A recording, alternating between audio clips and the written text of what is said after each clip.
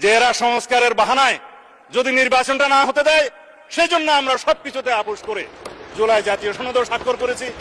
আমরা একত্রিত হয়েছি, সমঝোতা হয়েছে এবং নির্বাচনের সাথে আমরা অনেক কথা বলি নাই।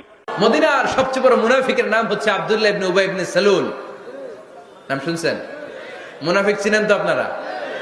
ভিতরে এক বাইরে আরেক, তার নাম সর্দার হচ্ছে আব্দুল্লাহ ইবনে উবাই ইবনে সালুল। ইন্তেকালের পরে তার ছেলে আব্দুল্লাহ এসে বলে, ইয়া রাসূলুল্লাহ, এটা চমৎকার ঘটনা, মনোযোগ দিয়ে শুনেন।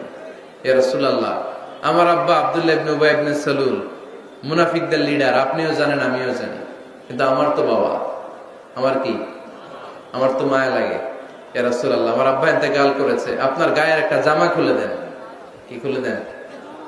এই জামাটা দিয়ে আমার বাবার দাফন দেব, আর আপনি যে আমার বাবার জানাজার নামাজের ইমামতি করবেন, আসেন।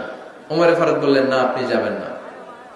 বিশ্বনবী দয়ার নবী, মায়ার নবী, রহমতের নবী, মায়া লেগে গেছে, আব্দুল্লাহর চোখের পানি দেখে যেতে আরম্ভ করলেন। ওমরে ফারুক বললেন, খবরদার, নবী যাবেন না। বিশ্বনবী যাওয়ার জন্য রওনা হলেন। ওমরে ফারুক বিশ্বনবীর জুব্বা টেনে ধরলেন। সুবহানাল্লাহ কোন?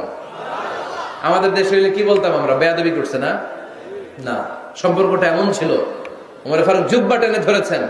যখন আল্লাহ আয়াত নাযিল করলেন, ইস্তাগফির লাহুম আও লা তাস্তাগফির লাহুম ওয়া ইন তাস্তাগফির লাহুম ৭০ মাররাতান ফালাই ইয়াগফিরুল্লাহু লাহুম। বিশ্বনবী ওমরে ফারুককে সরিয়ে দিয়ে জুব্বাটা হেঁচকা টান মেরে জানাজার নামাজের ইমামতি করে আসলেন।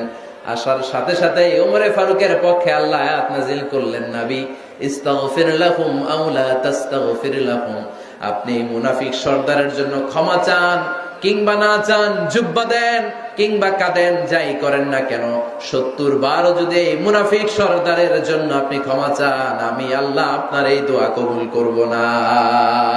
খবরদার, এটাই ফার্স্ট, এটাই লাস্ট। আর কোন মুনাফিকের জানাজা দিতে আপনি যাবেন না।